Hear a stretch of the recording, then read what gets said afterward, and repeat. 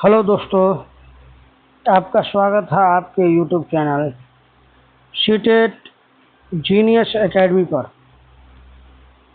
तो आप लोग कैसे हैं?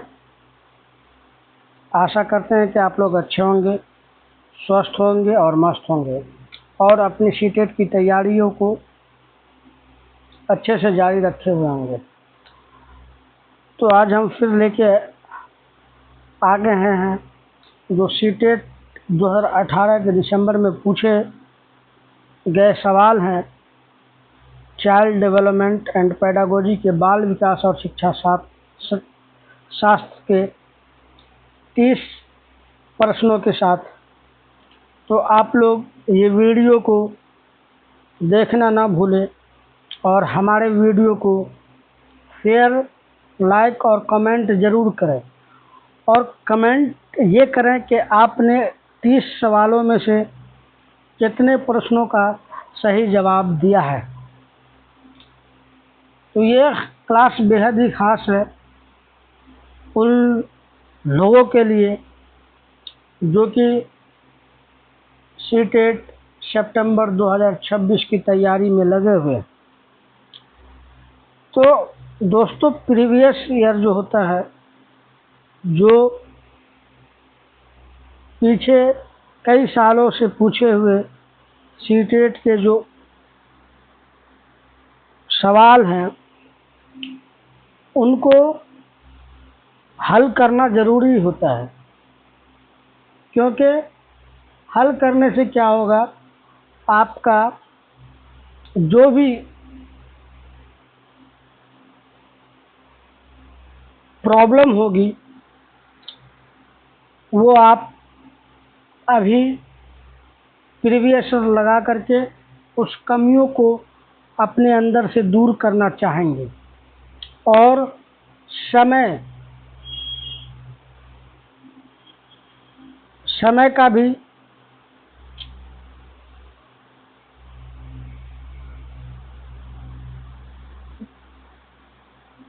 बचाव के साथ उपयोग करेंगे, क्योंकि टाइम मैनेजमेंट सीटेट में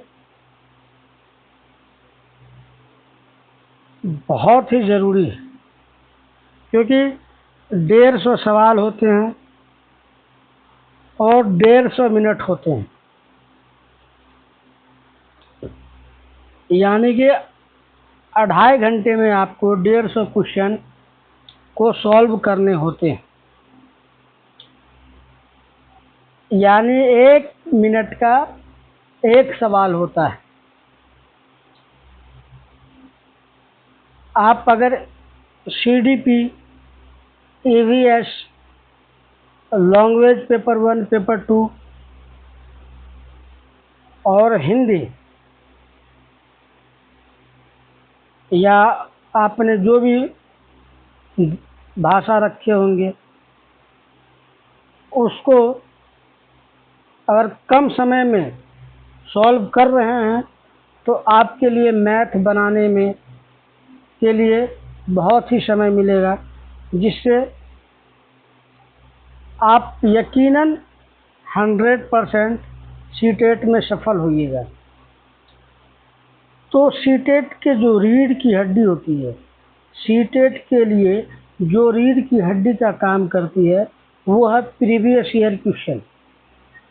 इसको लगाना बहुत ज़रूरी है, जिससे आपका समय का तालमेल बैठ जाएगा और आपकी जो गति है वो बढ़ जाएगी क्वेश्चन हल करने की, सवालों को जवाब देने के लिए, और आपका जो पढ़ने का स्पीड है वो भी बढ़ जाएगा। तो बहरहाल हम चलते हैं आज के इस वीडियो में। तो वीडियो में आप लोगों का स्वागत है जो नए हैं। तो हम कहना चाहेंगे हमारे चैनल को आप सब्सक्राइब करें और वीडियो को अंत तक देखें, और वीडियो अंत तक देखने के बाद आप ये कमेंट करें कि आपका कितना सवाल सही हुआ है। तो आज हम बढ़ते हैं सवाल की तरफ। आज का पहला सवाल है कि आनुवांशिकता और पर्यावरण की भूमिका के बारे में निम्नलिखित में से कौन सा कथन सत्य है। तो आप लोग जानते होइएगा कि आनुवांशिकता और पर्यावरण विकास के लिए बहुत ही जरूरी फैक्टर है। हेरिडिटी जो है वो माता पिता से आते हैं और पर्यावरण जो है जहाँ हम रहते हैं, जिस समाज में रहते हैं, जिस माहौल में रहते हैं, उसका असर भी बच्चों के विकास पे बहुत ही ज़्यादा पड़ता है और आनुवांशिकी का भी बहुत ज़्यादा प्रभाव पड़ता है विकास पे। तो ये जो विकास है ये आनुवांशिक और वातावरण का क्या है, गुणनफल है। तो क्या कहता है कि आनुवांशिकता और पर्यावरण की भूमिका के बारे में निम्नलिखित में से कौन सा कथन सत्य है। तो पहला ऑप्शन है कि विकास के कुछ पहलू आनुवांशिकता और कुछ अन्य पर्यावरण से अधिक प्रभावित होते हैं। दूसरा ऑप्शन है सीखने और प्रदर्शन करने की एक बच्चे की क्षमता जीनों द्वारा पूरी तरह से निर्धारित की जाती है। ऑप्शन 3 में है अच्छी देखभाल और पौष्टिक आहार बच्चे के किसी भी जन्मजात विकार को दूर कर सकता है। पर्यावरण केवल बच्चों के भाषा विकास में महत्वपूर्ण भूमिका निभाता है। तो आनुवांशिकता और पर्यावरण की जो भूमिका होती है हमारे विकास में या बच्चों के विकास में, वो है विकास के कुछ पहलू। सही बात है कि कुछ जो हिस्से होते हैं वो आनुवांशिकता पर निर्भर करते हैं और कुछ जो पर्यावरण से अधिक प्रभावित होते हैं। तो हमारा पहले सवाल का जवाब होगा ऑप्शन नंबर 1। क्या होगा? Option number 1। बढ़ते हैं अगले सवाल की तरफ। अगला सवाल कह रहा है कि निम्नलिखित में से कौन सा कथन पियाजे के सिद्धांत के अनुसार कहा नहीं जा सकता। निम्नलिखित में से कौन सा कथन पियाजे के सिद्धांत के अनुसार कहा नहीं जा सकता। ऑप्शन ए में विकास गुणात्मक चरणों में होता है। बच्चे अपनी दुनिया के बारे में ज्ञान का निर्माण और उपयोग करते हैं। ऑप्शन 3 में निरंतर अभ्यास से अधिगम होता है। ऑप्शन 4 में बच्चे अपने पर्यावरण पर क्रिया करते हैं। तो इसमें कहा गया सवाल को सही से पढ़ना है और ध्यान पूर्वक पढ़ना है कि सवाल कहता क्या है। सवाल कह रहा है कि ये जो 4 ऑप्शन है इनमें से कौन सा जीन पियाजे के सिद्धांत के अनुसार नहीं कहा गया है। तो जीन पियाजे ने कहा कि विकास गुणात्मक चरणों में होता है। जी हाँ, उन्होंने कहा बच्चे अपनी दुनिया के बारे में ज्ञान का निर्माण और उपयोग करते हैं। सही बात है। बच्चे अपने पर्यावरण पर क्रिया करते हैं। सही बात है। लेकिन उन्होंने निरंतर अभ्यास के बारे में अपनी थ्योरी में उन्होंने नहीं कहा। कि इसलिए इस सवाल का जो सही आंसर होगा वो होगा हमारा ऑप्शन नंबर 3, निरंतर अभ्यास से अधिगम होता है। ये नहीं कहा था। तो नहीं का भाई ऑप्शन नंबर नहीं। बढ़ते हैं अगले सवाल की तरफ। अगला सवाल हमारा कहता है कि निम्नलिखित में से कौन सी पूर्व संक्रियात्मक विचार की एक सीमा नहीं है। यानी कि पूर्व संक्रियात्मक जो अवस्था है, जो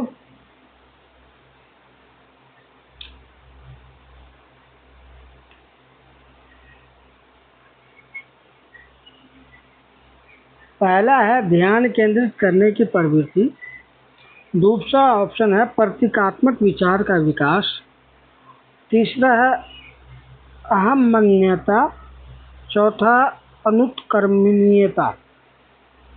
कह रहा है कि जो प्री ऑपरेशनल स्टेज होते हैं, जीन पियाजे ने 4 स्टेज दिए थे: sensory motor stage, pre operational stage, concrete operational stage और formal operational stage.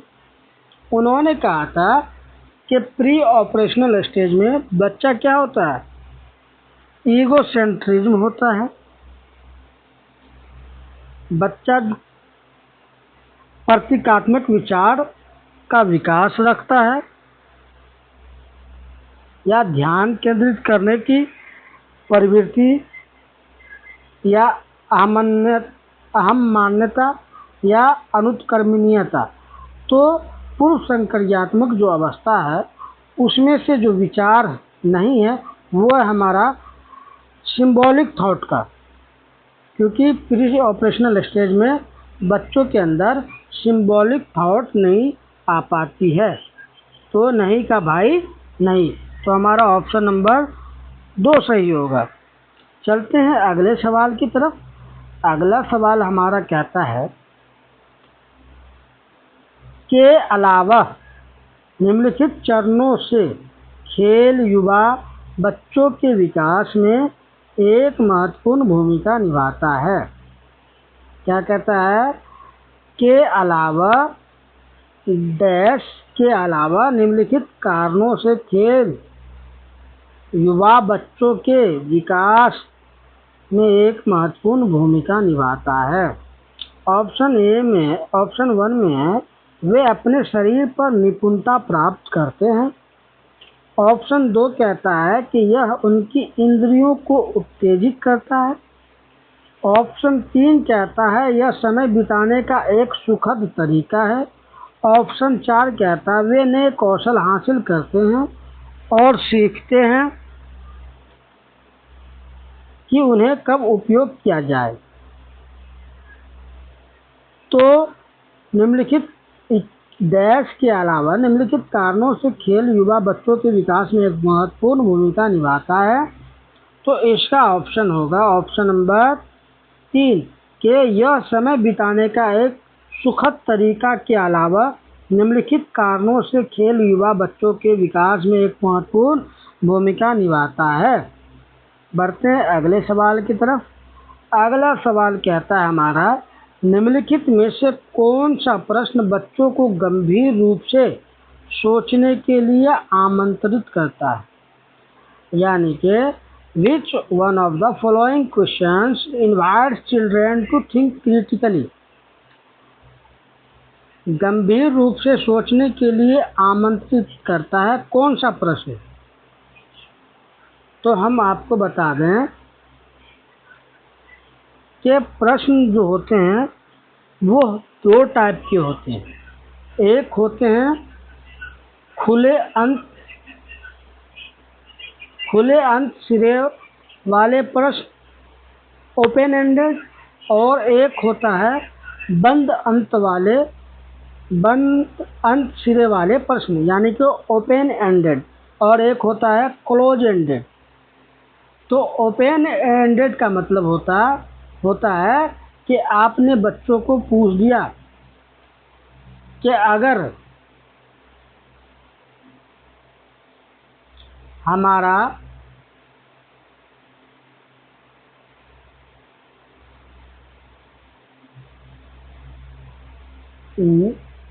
Renewable energy अगर ख़त्म हो जाए तो हम क्या कर सकते हैं। तो क्या करेगा बच्चा पहले इसके बारे में सोचेगा, उसके बाद इसके उत्तर तक जाएगा। लेकिन अगर हमने पूछ दिया कि भाई भारत का राष्ट्रीय पशु कौन सा है, तो ये हुआ बंद अंत वाले प्रश्न, यानी कि क्लोज एंडेड प्रश्न। लेकिन अगर हमने पूछ दिया कि अगर नवीनकरणीय ऊर्जा जो होती है, जिसे हम रिन्यूएबल एनर्जी कहते हैं, अगर वो खत्म हो जाए तो हम क्या कर सकते हैं, तो ये होते हैं जो बच्चों को सोचने पर मजबूर कर देते हैं और बच्चे सोचने लगते हैं कि इसका जवाब क्या होगा। तो ये होते हैं खुले सिरे वाले प्रश्न, है ना। तो वैसे ही प्रश्न पूछने हैं। इसमें कहा गया है कि निम्नलिखित में से कौन सा प्रश्न बच्चों को गंभीर रूप से सोचने के लिए आमंत्रित करता है। ऑप्शन ए में है, क्या आप इसका उत्तर जानते हैं। दूसरा है, सही जवाब क्या है। तीसरा है, क्या आप इसी तरह की स्थिति के बारे में सोच सकते हैं। चौथा है, विभिन्न तरीके से हम इसे कैसे हल कर सकते हैं। जैसे हमने विभिन्न तरीका बोला तो बच्चे क्या करेंगे, अपनी थॉट प्रोसेस के जरिए से इसका जवाब देंगे। तो हमारा जो 5 का आंसर होगा वो ऑप्शन नंबर 4 होगा। बढ़ते हैं अगले प्रश्न की तरफ। अगला प्रश्न कहता है, निम्नलिखित में से कौन सा विकल्प प्रगतिशील शिक्षा का सबसे अच्छा वर्णन करता है। प्रगतिशील शिक्षा का मतलब होता है प्रोग्रेसिव एजुकेशन के बारे में कहना करता है। ऑप्शन ए में है, करके सीखना, परियोजना विधि से सीखना, सहयोग से सीखना। दूसरा है, थीमेटिक इकाइयाँ, नियमित इकाइयाँ परीक्षण या रैंकिंग। तीसरा ऑप्शन में है, व्यक्तिगत अधिगम, क्षमता समूह बनाना, छात्रों की लेवलिंग करना। चौथा में परियोजना विधि, क्षमता समूह बनाना, रैंकिंग करना। तो हमें बच्चों की रैंकिंग नहीं करनी है, हमें बच्चों की लेवलिंग नहीं करनी है, हमें बच्चों का इसमें भी रैंकिंग है। तो हमारा ऑप्शन सही होगा, लर्निंग बाय डूइंग, करके सीखना, प्रोजेक्ट मेथड और पीयर ग्रुप में सीखना। तो ये हमारे प्रोग्रेसिव एजुकेशन के यानी कि प्रगतिशील शिक्षा को सबसे अच्छा वर्णन करता है। तो बढ़ते हैं अगले सवाल की तरफ। अगला सवाल है, प्रगतिशील शिक्षा के बारे में निम्नलिखित में से कौन सा कथन बताता है कि शिक्षा स्वयं ही जीवन है। यानी कि प्रोग्रेसिव एजुकेशन बताता है कि शिक्षा क्या स्वयं ही जीवन है। तो ऑप्शन ए में है, स्कूल शिक्षा को यथासंभव लंबे समय तक जारी रखना चाहिए। ऑप्शन 2 कहता है कि स्कूलों की आवश्यकता नहीं है, बच्चे अपने जीवन के अनुभवों से सीख सकते हैं। तीसरा है, स्कूल में शिक्षा सामाजिक और प्राकृतिक दुनिया को प्रतिबिंब करते हैं। ऑप्शन 4 में है, जीवन सच्चा शिक्षक। तो कहता है, प्रगतिशील शिक्षा के बारे में निम्नलिखित में से कौन सा कथन बताता है कि शिक्षा स्वयं ही जीवन। तो ये हमारा ऑप्शन नंबर 3 बताता है कि स्कूलों में शिक्षा सामाजिक और प्राकृतिक दुनिया को प्रतिबिंब करें, है ना। यही हमारा स्वयं की शिक्षा है, शिक्षा स्वयं ही जीवन है कहलाती है। इसमें तो प्रगतिशील शिक्षा में। बढ़ते हैं अगले सवाल की तरफ। अगला सवाल कहता है हमारा, कोहलबर्ग के सिद्धांत के योगदान के रूप में निम्नलिखित में से किसे माना जा सकता है। कोहलबर्ग ने कौन सी थ्योरी दी थी, तो उन्होंने दिया था नैतिक सिद्धांत, है ना।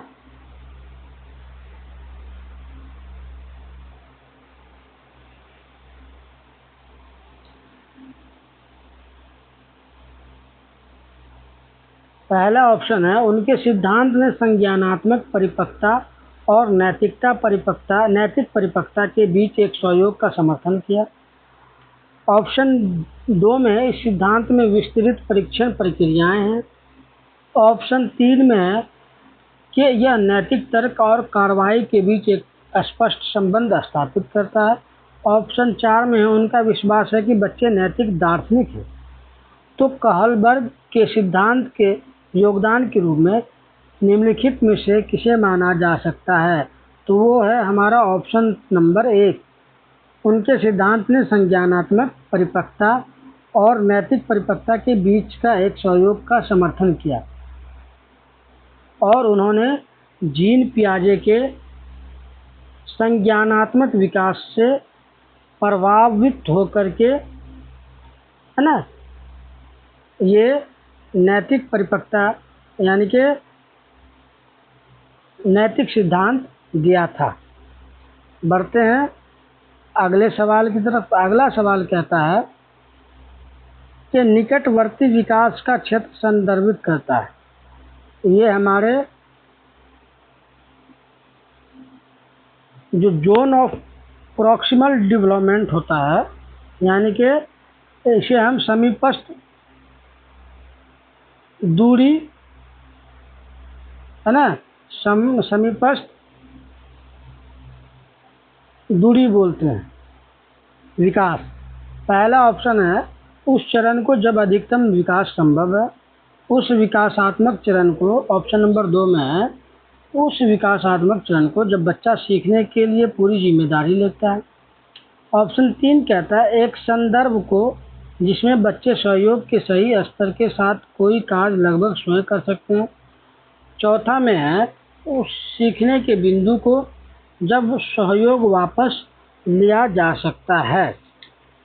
तो निकटवर्ती विकास क्षेत्र संदर्भित करता है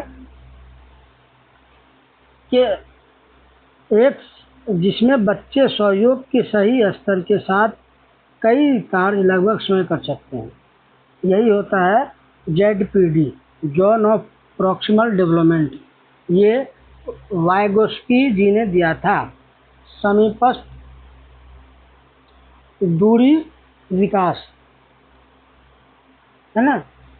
उन्होंने कहा था कि बच्चे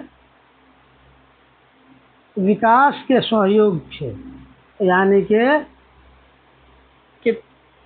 कुछ समय के लिए सहयोग दिया जाए, सपोर्ट किया जाए, तो उससे बच्चा क्या करता है, खुद को सीख लेता है। तो हमारा ऑप्शन होगा 9 का ऑप्शन नंबर 3, है ना, जिसमें बच्चे सहयोग के सही स्तर के साथ कोई कार्य लगभग स्वयं कर सकते हैं। बढ़ते हैं अगले सवाल की तरफ। अगला सवाल कहता है कि एक उभयलिंगी व्यक्तित्व, यानी कि एंड्रोजाइनस पर्सनैलिटी होता है। क्या होता है? ऑप्शन ए कहता है, एक उभयलिंगी व्यक्तित्व क्या है? ऑप्शन ए कहता है, स्त्री लक्षणों वाले पुरुष को संदर्भित करता है। ऑप्शन 2 में है, में आमतौर पर माने गए मर्दाना और स्त्री गुणों का समायोजन होता है। ऑप्शन 3 में है, में दृढ़ और अहंकारी होने की आदत होती है। ऑप्शन 4 कहता है, समाज में प्रचलित रूढ़िवादी लिंग भूमिकाओं का पालन करता है। तो उभयलिंगी व्यक्तित्व का मतलब होता है, व्यक्तित्व में आम तौर पर माने गए मर्दाना और स्त्री गुणों का समायोजन होता है। उसे ही हम कहते हैं उभयलिंगी। बढ़ते हैं अगले सवाल की तरफ। अगला सवाल हमारा कहता है, बच्चे डैश को छोड़कर अन्य सभी के द्वारा लिंग भूमिकाएं ग्रहण करते हैं, है ना। किसके जरिए? तो बच्चे जो है डैश को छोड़कर अन्य सभी के द्वारा लिंग भूमिकाएं ग्रहण करते हैं। तो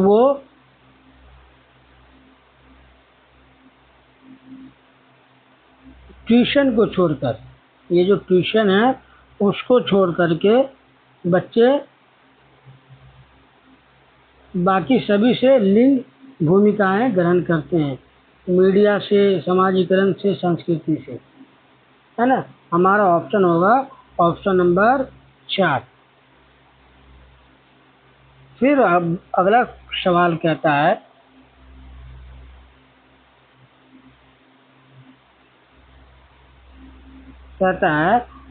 मानकीकृत परीक्षणों की आलोचना में से एक यह है कि मानकीकृत का मतलब होता है स्टैंडर्डाइज्ड टेस्ट, यानी कि मानक परीक्षणों का आलोचना में से यह है कि ऑप्शन नंबर 1 कहता है कि वे मुख्य रूप से मुख्य धारा की संस्कृति का प्रतिनिधित्व करते हैं और इसलिए पक्षपाती हैं।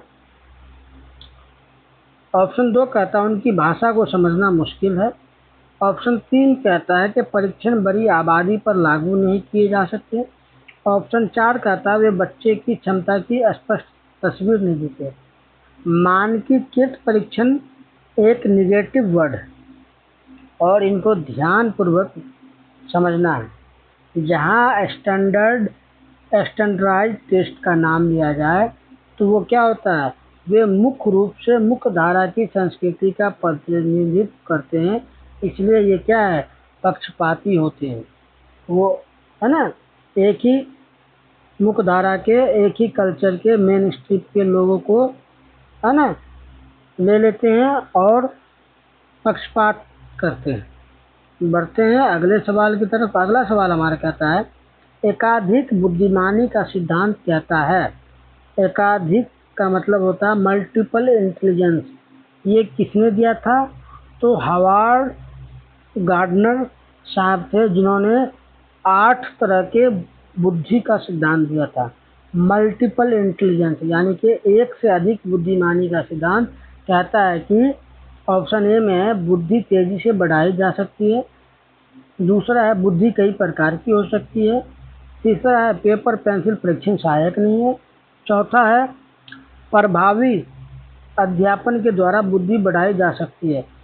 तो एकाधिक बुद्धिमानी का सिद्धांत कहता है कि बुद्धि जो है कई प्रकार की हो सकती है, चाहे वो लिंग्विस्टिक हो सकती है, चाहे वो इंटरपर्सनल हो सकती है, चाहे वो इंट्रापर्सनल हो सकती है, चाहे वो म्यूजिकल इंटेलिजेंस हो सकती है ना। बुद्धि 8 प्रकार की होती है, हार्वर्ड गार्डनर ने इस सिद्धांत को दिया था। बढ़ते हैं अगले सवाल की तरफ। अगला सवाल कहता है शिक्षक सीखने के लिए मूल्यांकन और सीखने के मूल्यांकन दोनों का उपयोग कर सकते हैं, यानी कि teacher can utilise both assessment for learning and assessment of learning. Assessment for learning यानी कि सीखने के मूल्यांकन और सीखने के लिए मूल्यांकन।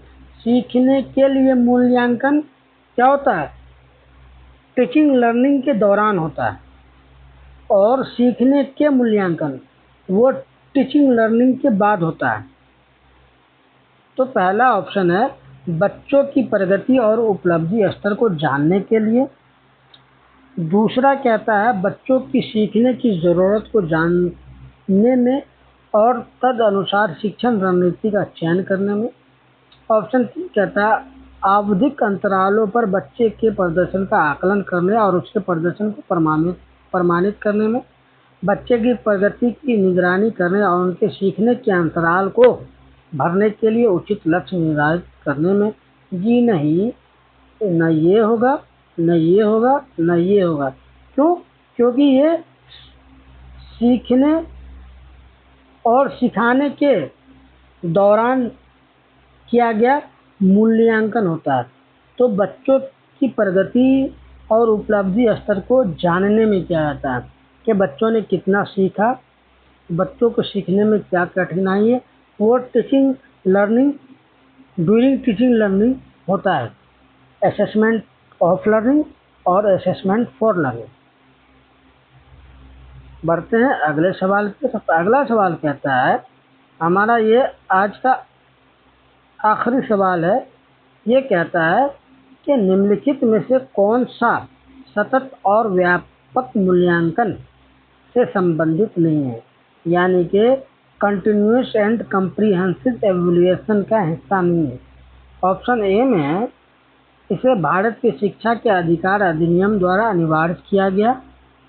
ऑप्शन 2 कहता है यह शिक्षण अधिगम प्रक्रिया का एक अभिन्न अंग है। ऑप्शन 3 है, यह विभिन्न शिक्षा क्षेत्रों में बच्चों की उपलब्धि पर केंद्रित है। ऑप्शन 4 में है, यह बच्चों को धीमे, खराब या बुद्धिमान के रूप में चिन्हित करने में उपयोगी होता है। जी नहीं, यह बच्चों को धीमे, खराब या बुद्धिमान के रूप में उपयोगी करने में होता है, ये हमारा नहीं होगा। क्यों नहीं का भाई? नहीं, तो ये हमारा नहीं होगा। तो ऑप्शन नंबर 4, ऑप्शन नंबर 4 पहला सही है, दूसरा सही है, तीसरा सही है, चौथा हमारा क्या होता है? गलत है। तो गलत का भाई गलत है ना। तो आज का वीडियो, आज का क्लास, आज का क्वेश्चन यहीं तक। तो जो लोग वीडियो को देख रहे हैं वो हमारे चैनल को सब्सक्राइब कर लें, बेल आइकन दबा लें और हमारे वीडियो को शेयर करें, लाइक करें, कमेंट करें और अपना आपने कितना सवाल सही किया वो कमेंट के ज़रिए हमें बताएं। तो आज के लिए इतना ही, बाकी कल हम फिर वीडियो अपलोड करेंगे। हमारा टाइम टेबल होगा 9:30 से 10 बजे, 9:30 से 10 बजे के बीच हमारी वीडियो अब हमेशा अपलोड हो जाया करेगी। तो जो भी अभ्यर्थी सीटेट की तैयारी कर रहे हैं तो हम प्रीवियस ईयर यानी कि पीछे साल जो पूछे गए प्रश्न हैं उसको कराएंगे और जो कॉन्सेप्ट है, जो थ्योरी है, उसको भी पूरा करेंगे। तो इसके लिए आप लोग हमारे हौसला अफजाई करें। हौसला अफजाई करने के लिए आप हमारे वीडियो को लाइक, शेयर, कमेंट और हमारे चैनल को सब्सक्राइब करना न भूलें। तो आज के लिए इतना ही। धन्यवाद। जय हिंद।